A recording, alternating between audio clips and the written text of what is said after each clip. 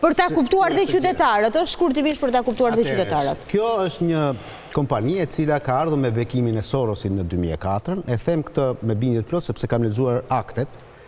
Ka qenë një kompani që ekziston akoma dhe sot në Amerikë, Bankers, BNK-ja, që ka qenë pjesë e Calgary Group, një kompani dhe i qendër në Texas, por e përhapur në Kanada, në Poloni, në Holland, pra në shumë vende të tjera të Europës, e cila është e lidhur domethënë totalisht me grupin e Sorosit. Në dijenin time duhet të ketë mbi 65% që ka pas Soros, dhe në vitin 2004 një pjesë e këtij grupimi u shkëput dhe erdhi në mori le të themi patos marizën dhe le të themi naftën, pjesën e fushën lambajtëse. Fushën lambajtëse të zonës Fierit.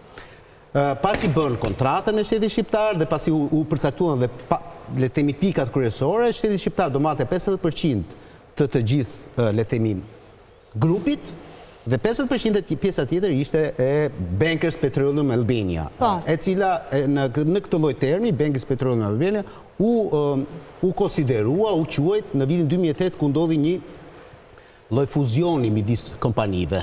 Sepse e bën këtë, për mendimin tim është dhe kjo për të diskutuar, ndoshta ka ardhur edhe për shkak domethënë të vendimit të qeverisë aso kohe, qeverisë Berisha, të ish ministrit Genc Ruli aso kohë, i cili nëse nuk jam keq me datat, ka qenë data 17 dhjetor ose 18 dhjetor në një vendim qeverie, ku qeveria shqiptare i hishte vetes vetë të drejtën që të merrte 20% e TVSH-s, ato që shpjegoi ekonomisti pak më përpara. Pra me vendim qeverie, shteti shqiptar ja falte 20% e TVSH. Argumenti që qëndronte pasaj, cili ishte? Ishte ja falte. Me vendim qeverie, argumenti qëndronte në faktin domethënë që kjo kompani në 2 vite, 3 vite operi. Do bënte investime. Do bënte investime dhe nuk i kishte marrë akoma, le të themi, nuk ishte forcuar akoma, kur në ndërkohë kjo kompani rezultonte që nxirrte naftë, sepse nafta nga do nxirrte nga porti i Durrësit ose nëpërmjet le të themi pikave kufitare të cilat domethënë rrugë toksore. Pra, ekzistonte që dilte naftë virgjin nga Shqipëria dhe në ato vite që po flasim. Po nuk po merrem shumë. Kujt viti i referit? 2007. Fundi 2007. Tani, kjo kompani gjatë gjithë kësaj periudhe kohore gjithmonë rezulton një kompani me humbje, me fitim zero, ose me humbje, sepse rriste gjithmonë kapitalin e shpenzimeve. Pra, shpenzime me qëllim që në krahun tjetër mos jepte as edhe një lloj fitimi shtetit shqiptar. Pra mos ndante fitimi shtetit shqiptar.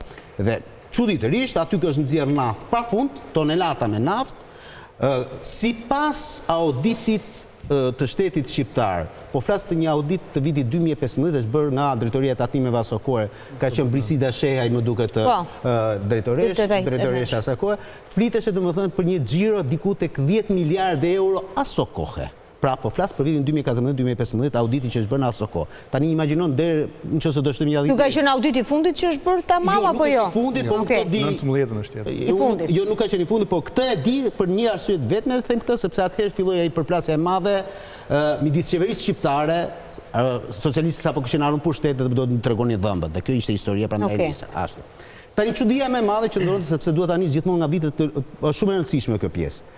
Që ndronte domosdoshmë që kjo kompani nuk rezultonte si fitim prurse dhe nga ana tjetër rezultonte si një donatore e madhe edhe tek televizionet ndryshme shqiptare apo edhe deri tek fondacioni i zonjës Liri Berisha për fëmijët, nuk e di se si ka pas ai fondacioni. Ka pas një listë të këtij fondacioni deri në vitin 2011 që rezultonte kjo kompani. Kur thua televizionet shqiptare jepte reklama? Po sigurisht. Okej. Po tani zyrtarisht. Zyrtarisht me para. Po tani po flasim për jo gjëra të vockla. Çfarë vlerash? Mbi 500.000 euro. Po flasim për gjëra të rëndësishme. Jo në një televizion, në disa. Në disa televizione. Po pra, dhe tani pse e lidh këtë, sepse unë kam shumë dëshirë që ta lidh me pjesën politike. Blende heshtjen.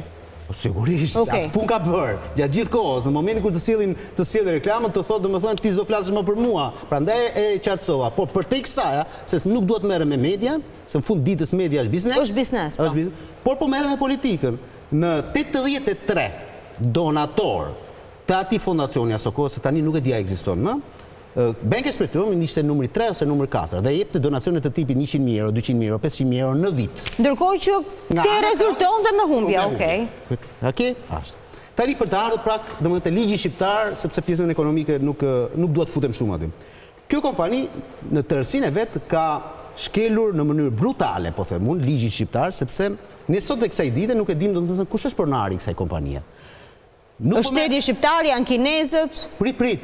Nuk po merre me çka ka ndodhur me ÇKB-n më përpara, po merre me çka ka ndodhur tani, 2020-2021 ku ndoli detyrimi që të deklarohesh pronari përfitues. Po. Ne kemi ligj, do duhet ne që kemi biznese, domethënë dhoma të avokatisë, ne duhet ta deklarojmë pronari përfitues ku shkojnë parat.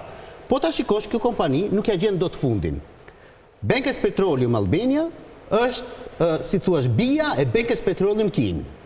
Bankers Petroleum Kin është bija e Charter Power International Ltd me qendër në Hong Kong.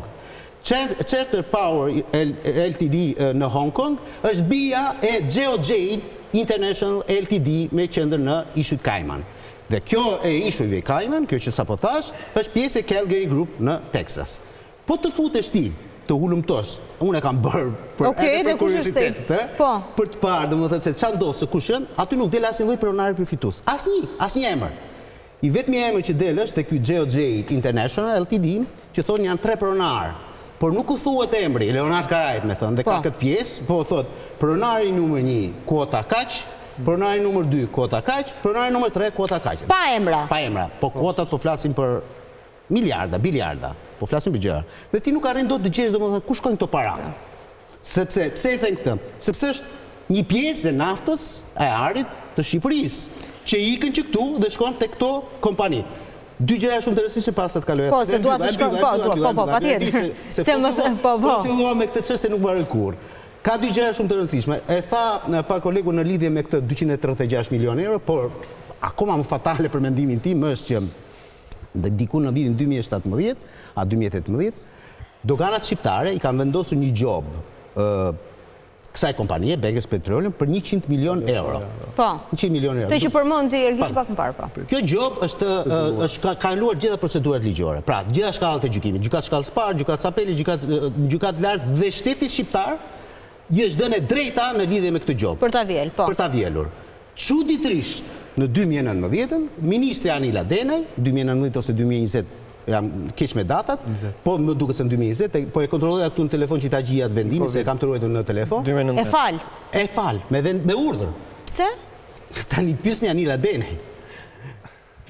Pra, ministrja e financave i thot po mund e ka këtë takër ligjor një ministër për ta pezullon. Është pezulluar, jo fal. Pezulluar falë, se ka. Okej, pezulluar. Pezullon Nuk jam erë, nuk pezulluar. Po, është pezulluar. Dhe është rihapur përsëri tani. Nëse, okay, do ta. Është rihapur pas hetimit. Po. Okej. Është pezulluar kjo. Pezulluar, po. Domethënë nuk është djel. Jo. E themi më troç fare. Deri tani dhe nuk e di se çfarë ndodh për tek kësaj, por më e bukur gjithë. Jo, fal, Leonard, vetëm jemi të saktë në term. Po. Jo, në rregull. Me bukur, kjo Bankers Petroleum, përveç këtyre gallarëve që i kishte në kupolën e vet, që merrin në rroga të jashtëzakonshme. Unë jam habitur kur kanë parë rrogat në atë kohë kur doli lista e pakave, 10.000 euro. Kanë pasur edhe një, le të themi, burime njerëzore, një organik të jashtëzakonshme, me burime njerëzore, qoftë, le themi, drejtoria e juridike, drejtoria e financës e gjitha me radhë. Dhe nga ana tjetër, edhe pse kishte gjithë këto drejtori, pra drejtori juridike, ka paguar diku një studio ligjore që lidhet me një ish deputet të Partisë Socialiste 6 milion euro për këshillimin ligjor. Për te jurizve që kishte. Kjo është e bukur. Jo, drejtori juridike ka pas aty të përhershme. Ndërkohë këshillimi 6 milion euro. Se do dalë këtu. 6 milion euro ish deputet i Partisë Socialiste. Po doni ja them dhe emrin se s'kam problem fare. Po kush është po? Akit Hyseni. Okej. Diku te 4.4 milion euro janë paguar për një studio të një kolegu ton, Çerekja. Edhe ky ka marrë diku te 4.4 milion euro, nga të cilat 2.8 milion euro si person fizik. Tani unë vërtet jam xheloz për këtë kolegun tim, sepse do doja t'i bëja unë këshillimin ligjor 2.8 milion euro si person fizik. Për sa vite?